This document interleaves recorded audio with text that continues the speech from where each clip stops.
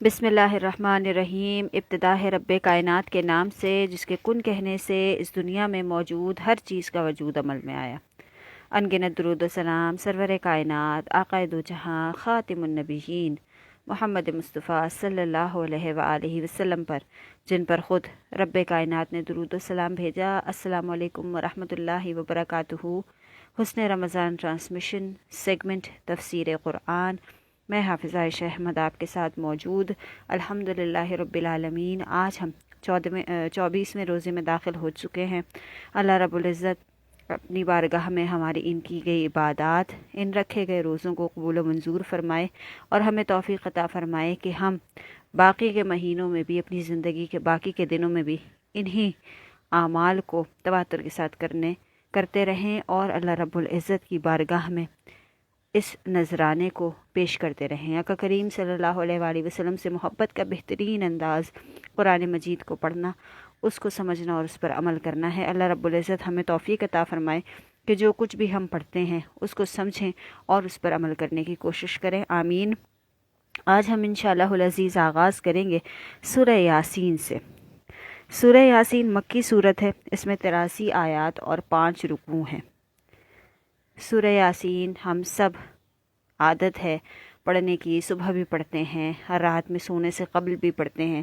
بہت سی فضیلتیں اس سورہ مبارکہ کی بیان کی گئی ہیں۔ اللہ رب العزت نے اس سورہ مبارکہ کا آغاز آقا کریم صلی اللہ علیہ وآلہ وسلم کے صفاتی نام سے کیا ہے۔ آقا کریم صلی اللہ علیہ وآلہ وسلم کو اس سورہ مبارکہ میں اللہ رب العزت نے یاسین کہہ کر مخاطب کیا ہے، اور اسی حرف سے اللہ رب العزت نے اس سورہ مبارکہ کا آغاز کیا ہے۔ کہا جاتا ہے کہ اس سورہ یاسین اگر کسی پر موت کی کیفیت طاری ہو تو سورہ یاسین کا ورد اس کے پاس اگر بیٹھ کر کریں تو جان کنی میں آسانی ہوتی ہے، موت کی تکلیف اس شخص پر کم ہو جاتی ہے جس کے سامنے سورہ یاسین کی تلاوت کی جا رہی ہو۔ اللہ رب العزت نے اس سورہ مبارکہ کی فضیلت بیان کرتے ہوئے یہ فرمایا ہے کہ جو شخص صبح کے وقت اور رات کے وقت اس سورہ مبارکہ کی تلاوت کرے گا، اس کی ہر دعا کو اللہ رب العزت اپنی بارگاہ میں قبول فرمائیں گے۔ اس کے بعد اللہ رب العزت یہاں پر قرآن کی قسم کھا کر کہتے ہیں کہ آقا کریم صلی اللہ علیہ وآلہ وسلم اللہ رب العزت کے سچے رسول ہیں، اور ان کی رسالت پر کسی قسم کا بھی کوئی بھی شک گناہ کا باعث بن سکتا ہے، آپ کو جہنم کی طرف دھکیل سکتا ہے۔ کفار قریش کی کفر اور ضلالت کا تذکرہ اس سورہ مبارکہ میں موجود ہے، اور اللہ رب العزت نے فرمایا کہ وہ اس قدر کفر اور ضلالت میں آگے بڑھ گئے ہیں کہ ان کا ٹھکانہ جہنم ہے۔ پھر اللہ رب العزت نے 3 انبیاء کا یک بعد ذکر یہاں پر ایک ساتھ کیا ہے، اور انہوں نے ایک بستی والوں نے ان 3 انبیاء کو جس طرح سے جھٹلایا اور ان کی باتوں سے انکار کیا، اس کا تذکرہ جو ہے وہ اللہ رب العزت یہاں فرما رہے ہیں۔ اور پھر اللہ رب العزت فرما رہے ہیں کہ ایک حق پرست نے جب ان کو دین کی دعوت دی، اللہ رب العزت کی طرف آنے کی دعوت دی، تو اس نے اسے شہید کر دیا۔ اور پھر ہم اب آگے بڑھتے ہیں پارہ نمبر 23 پر، اور مزید اس واقعے کو کلیریفائی کیا ہے اللہ رب العزت نے کہ 3 انبیاء کو جھٹلایا گیا، اور ان انبیاء کو اس طرح سے جھٹلایا گیا کہ ان میں سے ایک کو شہید کر دیا گیا۔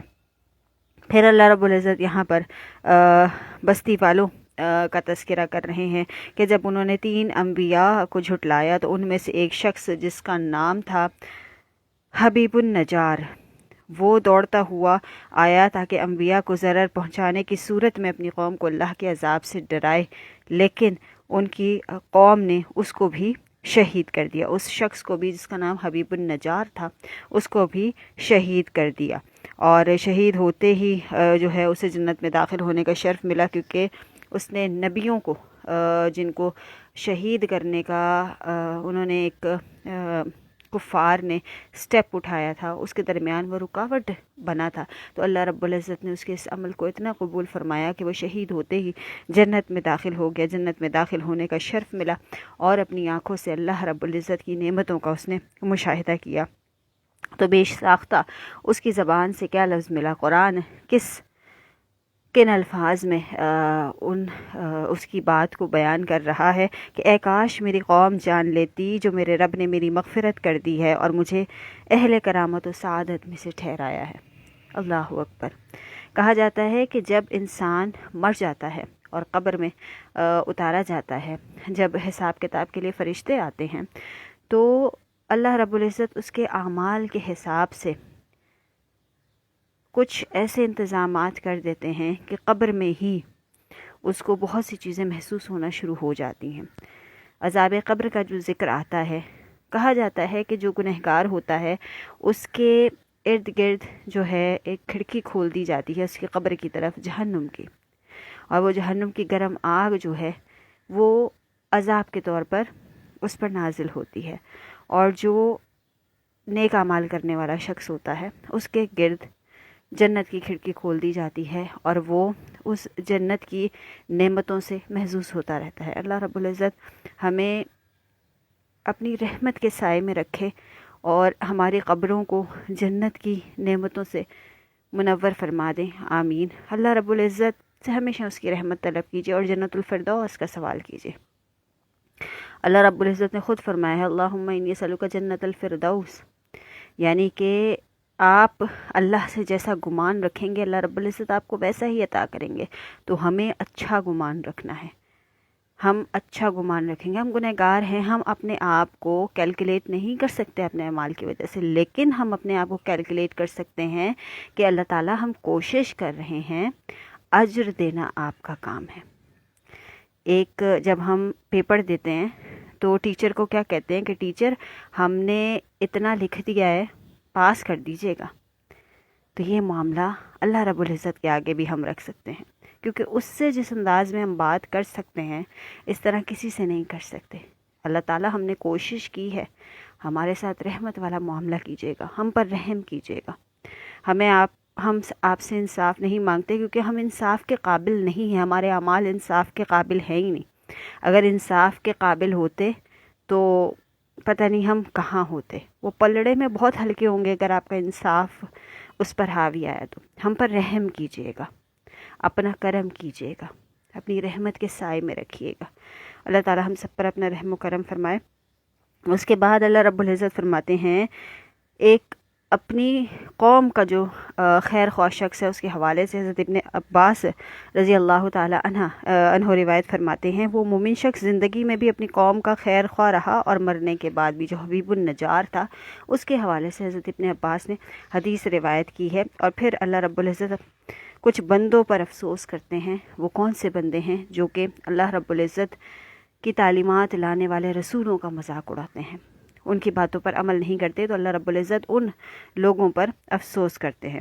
اس کے بعد اللہ رب العزت سورہ یاسین میں اپنی وحدانیت کا اقرار کرواتے ہیں، اور جو اللہ رب العزت اپنی قدرت کے اپنے قبضے میں ہونے کے دلائل دیتے ہیں، ہمیشہ جو ہم پڑھتے چلے آ رہے ہیں کہ کس کے قبضے قدرت میں تمام چیزیں ہیں دنیا کی، اس کائنات کا ذرہ ذرہ کس کے قبضہ قدرت میں ہے، اللہ رب العزت اس سورہ مبارکہ میں وہ بیان فرما رہے ہیں۔ اس کے بعد اللہ رب العزت آیت نمبر 36 میں ارشاد فرماتے ہیں وہ اللہ پاک ہے جس نے زمین کی نباتات کے اور خود ان کے اور جن چیزوں کی ان کو خبر نہیں سب کے جوڑے بنائے ہیں، یعنی کہ ہر چیز اس دنیا میں پیئرز کی صورت میں موجود ہے، کوئی بھی ایسی چیز نہیں ہے جو کہ اکیلی موجود ہو، ہر چیز کا پیئر اللہ رب العزت نے بنایا ہے، اور اللہ رب العزت اس سورہ مبارکہ میں اس چیز کا اقرار بھی کر رہے ہیں، اس کو بیان بھی فرما رہے ہیں۔ اس کے بعد اللہ رب العزت نے انسان اور حیوان کے جوڑوں کا تذکرہ کیا ہے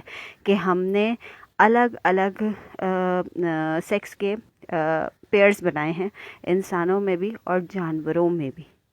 اس کی وجوہات بھی اللہ رب العزت نے اس سورہ مبارکہ میں بیان کی ہیں کہ اٹریکشن ہم نے کیوں رکھی ہے الگ الگ جنس کو بنا کے، اور پھر ان کے جب جوڑے بنائیں تو کس طرح سے دنیا کا نظام چل رہا ہے، اس چیز کو اللہ رب العزت اس سورہ مبارکہ میں بیان فرما رہے ہیں۔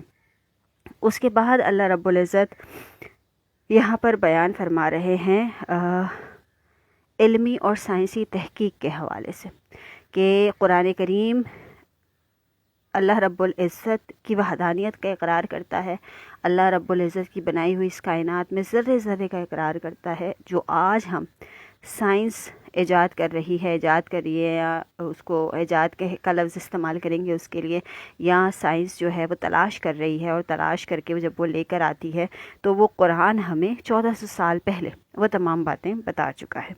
پھر آگے چل کر اللہ رب العزت سور پھونکے جانے کا تذکرہ بیان فرما رہے ہیں یہاں پر، اور قیامت کی ہولناکیوں کے حوالے سے آگاہ کر رہے ہیں مسلمانوں کو، اور اس سے پناہ مانگنے کی ترغیب دی جا رہی ہے۔ اس کے بعد اللہ رب العزت مومنین اور متقین کے حوالے سے بیان کر رہے ہیں کہ ان کو وہاں پر جنت کی نعمتوں سے نوازا جائے گا۔ ایک امیجنیشن ہے، ایک ہم کسی چیز کو کسی چیز کے ساتھ ملانے کی کوشش کرتے ہیں اس کی اگزامپل دے کر، تو دنیا میں جتنی بھی چیزوں کی ہم اگزامپل دیتے ہیں جنت کے حوالے سے، وہ ہماری اپنی امیجنیشن ہے، لیکن جنت کتنی خوبصورت ہے یہ صرف اور صرف اللہ رب العزت کی ذات جانتی ہے۔ ہم ایک چھوٹی سی اگزامپل میں یہاں پہ دوں گی کہ ہم جب پوری رات جاگ کر ایگزام کی تیاری کرتے ہیں، اور جب ہمارا ایگزام کا رزلٹ آتا ہے اور رزلٹ بہت اچھا ہوتا ہے، مارکس ہمیں ہماری مرضی کے مطابق ملتے ہیں جیسی ہم نے محنت کی ہوتی ہے، تو ہمیں کتنی خوشی ہوتی ہے۔ تو آپ خود سوچئے کہ جب وہ رب دنیا میں اتنی نافرمانیوں کے بعد ہمیں ایک لگژریسٹ لائف دے رہا ہے، تو اگر ہم اس کے فرما بردار بن جائیں گے تو وہ ہمیں کیسی زندگی سے نوازے گا، وہ ہمیں کن کن چیزوں سے نوازے گا۔ ایک ہم پھول اس کی خوشبو کو سونگھتے ہیں، یا پھولوں کا ایک بوکے، یا کوئی 2-3 پھول موتیے کے پھولوں کا آپ حوالہ لے لیں، ان کو ہم صبح صبح توڑ کر اگر پیالی میں اپنے کمرے میں رکھتے ہیں تو اس کی خوشبو سے پورا کمرہ کس طرح سے معطر ہو جاتا ہے۔ دنیا کا ایک چھوٹا سا پھول ہے، اس کی خوشبو سے کمرہ کتنا معطر ہو جاتا ہے، اور ایک پرسکون ماحول جو ہے وہ ہمیں میسر آتا ہے۔ تو آپ سوچیں کہ اگر ہم اس ذات کے لیے اپنی زندگی کو گزاریں گے اس کی تعلیمات کے مطابق، اس کے محبوب سے محبت کر کے، تو وہ جنت میں ہمیں کس کس طرح کے انعامات سے نوازے گا۔ اللہ تعالی ہمیں غور و فکر کرنے کی توفیق عطا فرمائے، اور جنت میں ہمیں اپنی رحمت کے سائے تلے اپنا دیدار نصیب فرما دے، اور دنیا میں اپنی ملاقات کا ذریعہ نماز ہمارے ہاتھ سے کبھی نہ چھوٹے، ہمیں نماز سے اللہ رب العزت کبھی بھی دور نہ کرے۔ اگر ہم دنیا میں اللہ رب العزت سے ملاقات کے طلبگار ہوں گے تو یقیناً انشاءاللہ آخرت میں بھی اس کا دیدار ہمیں نصیب ہوگا۔ پھر اللہ رب العزت اس سورہ مبارکہ کے آخر میں کن فیکون کی جو ایک برکت ہے، کن فیکون کا جو ایک مقصد ہے، اس کو بیان کر رہے ہیں کہ جو کچھ بھی اس نے اس کائنات میں پیدا کیا ہے، اگر وہ کوئی کام کرنا چاہتا ہے تو صرف کن کہتا ہے اور وہ فیکون یعنی کہ ہو جاتا ہے۔ سورۃ الصافات ہے اگلی سورت، مکی سورت ہے یہ، اور اس میں 182 آیات اور 5 رکوع ہیں۔ اس سورت میں اللہ رب العزت صف باندھنے والوں کی قسم کھا رہے ہیں، اس وجہ سے اس کا نام صافات رکھا گیا ہے۔ اور صف باندھنے والوں سے مراد یہاں پر اللہ رب العزت نے کیا بیان فرمائی ہے؟ جو جہاد میں صحابہ کرام شامل ہوتے ہیں، جو مجاہد شامل ہوتے ہیں اور صف باندھے ہوئے وہ کھڑے ہوتے ہیں، اللہ رب العزت یہاں پر ان کا تذکرہ فرما رہے ہیں۔ سورت کی ابتدا جو ہے، اس کے ابتدا میں فرشتوں کا ذکر ہے جو عبادت اور تسبیح میں ہر وقت مصروف رہتے ہیں۔ اللہ رب العزت نے ایک ڈفرنس یہاں پر بیان کرنا چاہوں گی میں، اللہ رب العزت نے انسان کو اشرف المخلوق بنایا۔ اللہ رب العزت نے فرشتوں کو صرف اپنی عبادت کے لیے پیدا کیا، اور ان کو اللہ رب العزت جتنا علم عطا فرماتے ہیں اتنا ہی ان کے پاس علم موجود ہوتا ہے۔ اللہ رب العزت نے شیطان کو آگ سے پیدا کیا، جنات کو آگ سے پیدا کیا، انسان کو اشرف المخلوق بنایا، یعنی کہ عقل عطا فرمائی، غور و فکر کرنے کا حکم دیا، اور اس کو جنات اور شیاطین پر برتری عطا فرما دی۔ کس وجہ سے؟ اس کے علم کی وجہ سے۔ سجدہ کروا دیا فرشتوں سے، شیطان یعنی کہ تمام کو حکم تھا نا کہ سجدہ کرو آدم علیہ السلام کو، کس بنیاد پر؟ ان کے علم کی بنیاد پر۔ لیکن کیا ہم اپنی اس برتری کو سمجھ پائے ہیں آج تک؟ ہم کس چیز کو سمجھ پائے ہیں؟ ہم شیطان کو اپنے اوپر حاوی کر لیتے ہیں مایوسی سے، اللہ رب العزت پر توکل نہ کر کے۔ ہم جنات کو اپنے اوپر حاوی کر لیتے ہیں، بہت سی ایسی چیزوں میں آج کل بہت عام ہے. میں اس چیز کا تذکرہ اس طرح سے نہیں کرنا چاہ رہی تھی، لیکن یہاں پر یہ تمام جو واقعات ہیں ان کو پڑھ کر ضروری سمجھتی ہوں. جو ہم ایک دوسرے پر جادو کرواتے ہیں یا چھوٹے چھوٹے مقاصد، چھوٹی چھوٹی دشمنیوں کو لے کر ہم لوگوں کی زندگیاں برباد کرنے کی کوشش کرتے ہیں، ایک حرام کام، اس کے ذریعے سے ہم سکون حاصل کرنے کی کوشش کرتے ہیں. تو کیا ہم انسانیت کے معیار پر ہیں یا ہم حیوانوں سے بھی بدتر ہیں؟ اشرف المخلوق کا ٹائٹل کوئی چھوٹا ٹائٹل نہیں ہے، تمام مخلوقات سے برتر. ہم خود کو برتر ثابت کر رہے ہیں، کیا ایسی کوشش کر رہے ہیں کہ ہم برتر ہیں؟ کل میری نظر سے امام طبری کا ایک واقعہ گزرا کہ کھانے کے لیے کچھ نہیں تھا. جب وہ اسٹوڈنٹ لائف میں ہوتے تھے تو انہوں نے آقا کریم صلی اللہ علیہ وآلہ وسلم کے دربار میں درود پاک کا نذرانہ پیش کیا اور عرض کی کہ ہمارے پاس کھانے کے لیے کچھ نہیں ہے، کوئی وسیلہ نہیں ہے. کچھ ہی لمحات بعد ایک بزرگ، ایک شخص کھانا لیے آتے ہیں اور 3 اسٹوڈنٹس تھے ایک ساتھ. تو ان سے کہتے ہیں کہ آپ نے آقا کریم صلی اللہ علیہ وآلہ وسلم کے دربار میں اپنی عرض رکھی. مجھے خواب میں آقا کریم صلی اللہ علیہ وآلہ وسلم کا دیدار ہوا کہ یہاں پر کچھ نوجوان ہیں جو کہ طالب علم ہیں، ان تک کھانا پہنچایا جائے. کیا ہمارا ایمان ایسا ہے؟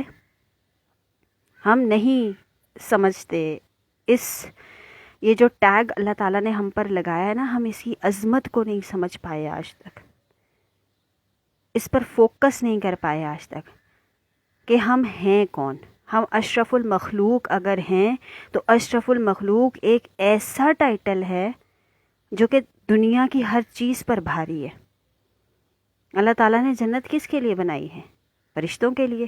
نہیں، اللہ نے تو نہیں کہا. جنات کے لیے؟ نہیں. اللہ رب العزت نے کہا کہ انسانوں کے لیے، مومنین کے لیے، متقین کے لیے جنت بنائی ہے. جہنم کس کے لیے بنائی ہے؟ اس کا ایندھن پتھر بھی ہوں گے، شیطان بھی ہوں گے، جن جن چیزوں کی تم عبادت کرتے ہو وہ بھی ہوگا، اور انسان بھی ہوں گے. جنت کے لیے اللہ رب العزت نے یہ تمام چیزیں نہیں کہیں. تو سوچئے، اپنا مقام اور سمجھنے کی کوشش کیجئے کہ ہم کس راستے پر چل رہے ہیں. آخر میں مرنا سب نے ہے. کل نفس ذائقۃ الموت، موت سب کو آنی ہے، چاہے وہ دنیا میں خوش و خرم زندگی گزار کے جائے، لوگوں کو تکالیف پہنچا کے جائے، دنیا کی زندگی میں وہ سب کچھ حاصل کر لے، لیکن آخرت اس کی برباد ہے.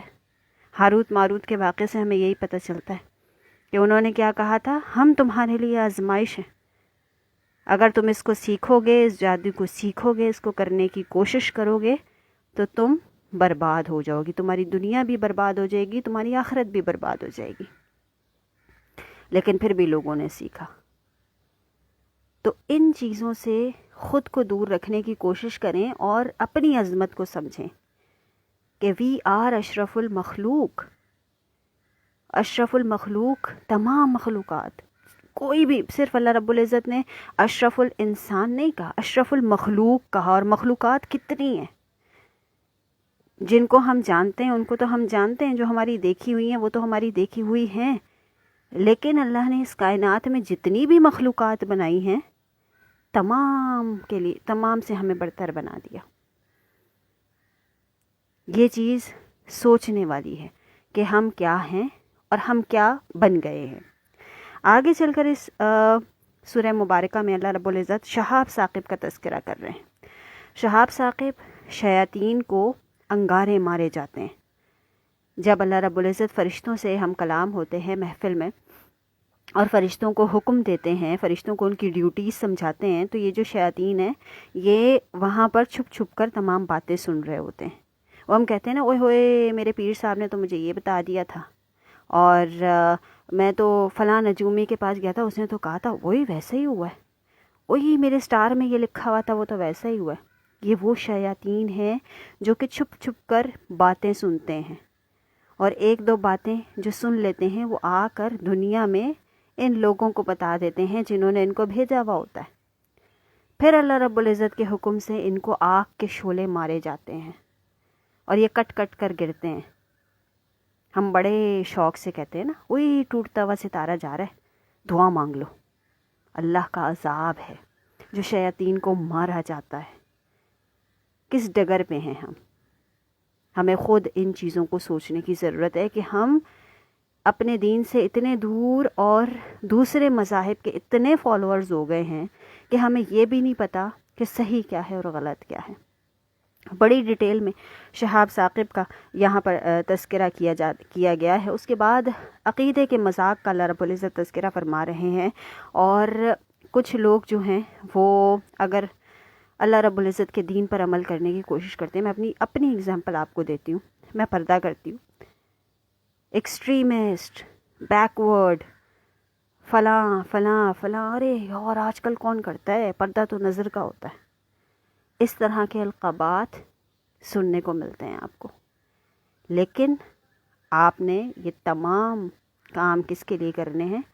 اللہ رب العزت کو راضی کرنے کے لیے. جب آپ اللہ رب العزت کو راضی کریں گے، آپ بس پرسکون ہوں گے کہ جس کو راضی کرنا ہے وہ ہم سے راضی ہے. اس کے بعد یہاں پر اللہ رب العزت جنتیوں کا آپس میں مکالمہ جو ہوگا اس کا تذکرہ فرما رہے ہیں. اپنے ماضی کو یاد کریں گے، وہ اپنی تکالیف کو وہ یاد کریں گے اور پھر کہیں گے کہ ہاں یہی وہ انعام تھا جس کا ہمارے رب نے ہم سے وعدہ کیا تھا. بڑا زبردست منظر ہوگا وہ. کیا منظر ہوگا! اللہ اکبر. اللہ تعالی ہم سب کو وہ منظر دیکھنا، ہم سب کو ان تمام سہولیات سے فائدہ اٹھانا اور ہمیں ان کا مستحق بننے کی توفیق عطا فرمائے.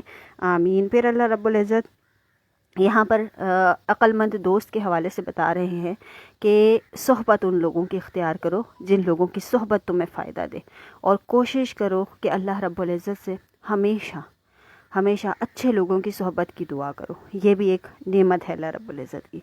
پھر اللہ رب العزت یہاں پر حضرت نوح علیہ السلام کے واقعے کو بیان فرما رہے ہیں، اور پورا واقعہ حضرت نوح علیہ السلام کی قوم کا بیان ہوا ہے، کس طرح سے وہ غرق ہوئے اور کیا کیا ان کے ساتھ ہوا، وہ تمام واقعات بیان کیے ہیں. اس کے بعد حضرت ابراہیم علیہ السلام کا قصہ اللہ رب العزت نے واقعہ بیان کیا ہے. اور پھر اللہ رب العزت یہاں پر حضرت اسماعیل علیہ السلام کا ذبح ہونے والا واقعہ بھی بڑے مفصل انداز میں بیان کر رہے ہیں.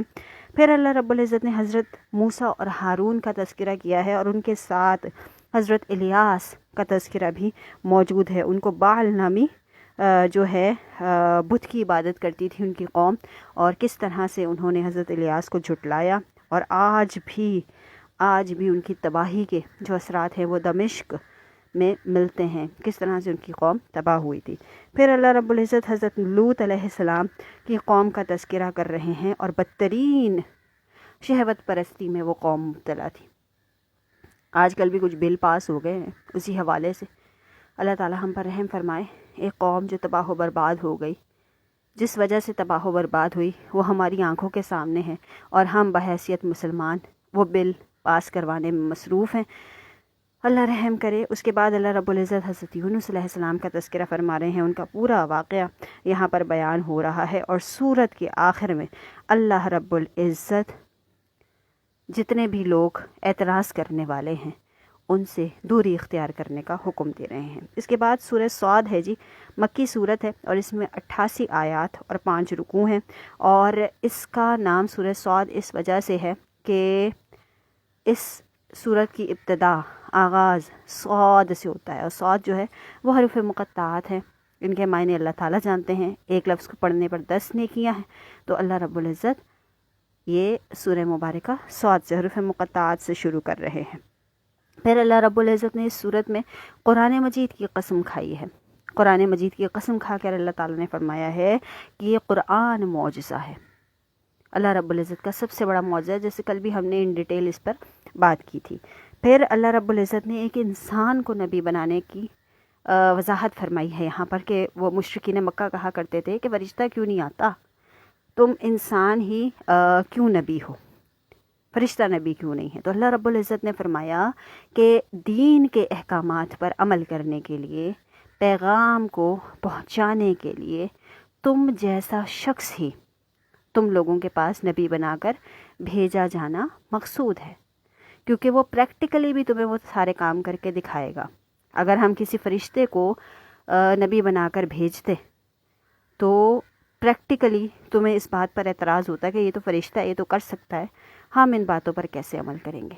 اسی لیے ایک انسان کو تمہارے درمیان سے ہی ہم نے نبی بنا کر بھیجا تاکہ پریکٹیکلی بھی تم ان تمام چیزوں کو فالو کر سکو۔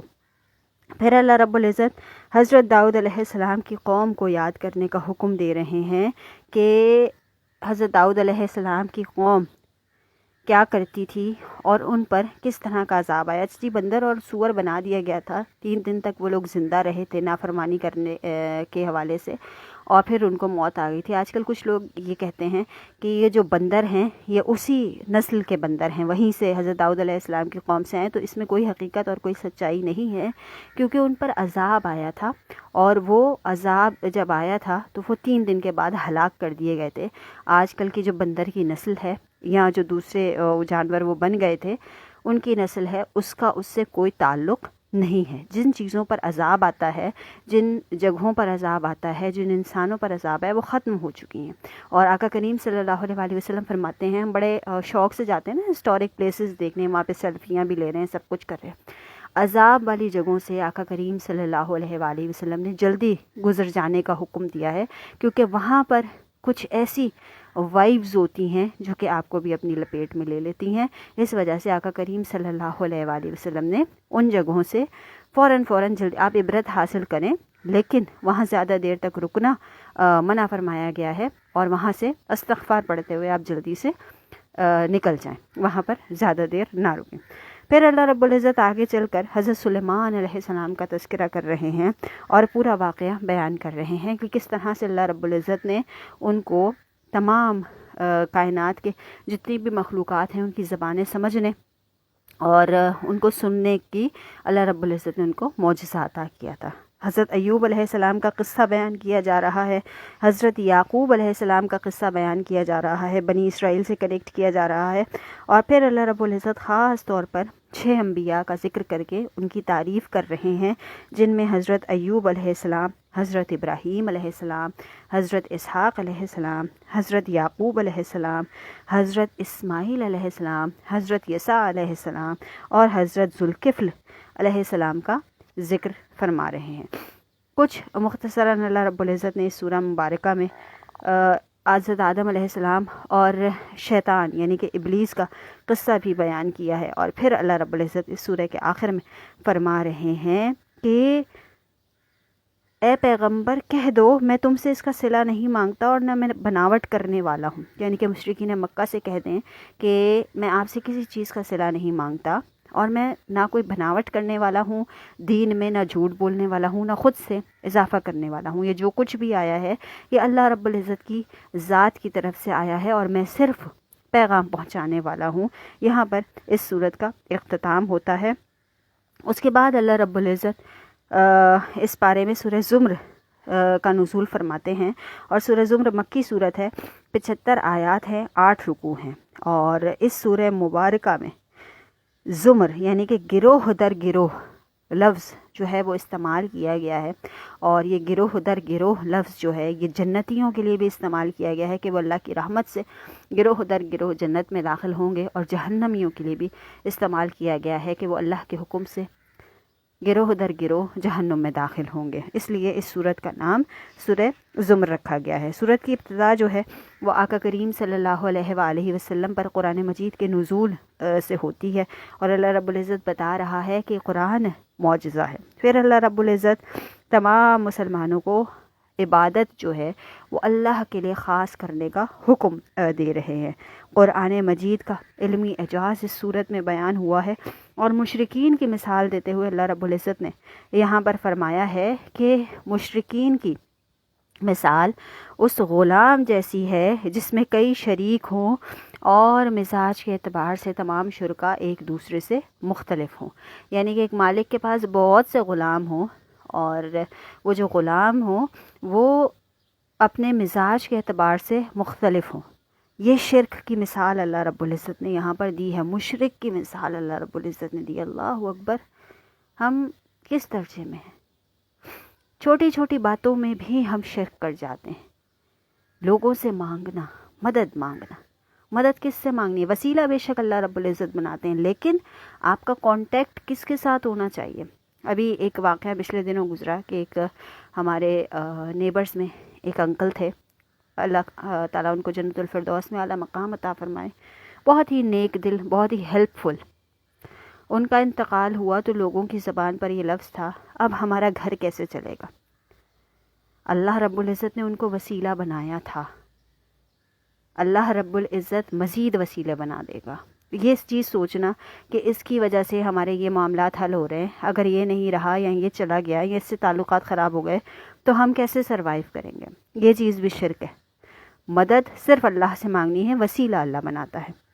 اور پھر اللہ رب العزت یہاں پر موحد کا مثال دے رہے ہیں اور کہہ رہے ہیں کہ موحد کی مثال اس غلام جیسی ہے جس کا مالک ایک ہوتا ہے اور وہ اچھے اخلاق والا ہوتا ہے اور اپنے غلام کے جذبات کا لحاظ بھی کرتا ہے۔ اور پھر یہاں پر اللہ رب العزت مالک اور غلام کے حقوق بیان کر رہے ہیں اس پارے کے اختتام میں کہ مالک جو ہے وہ تمام غلاموں کے ساتھ برابری کا سلوک کرے، اور سب سے زیادہ جو اللہ رب العزت کے قریب ہے اور عرش کے سائے تلے ہوگا وہ عادل، منصف حکمران اور تمام لوگوں میں، تمام غلاموں میں، تمام انسانوں میں برابری کرنے والا انسان ہوگا۔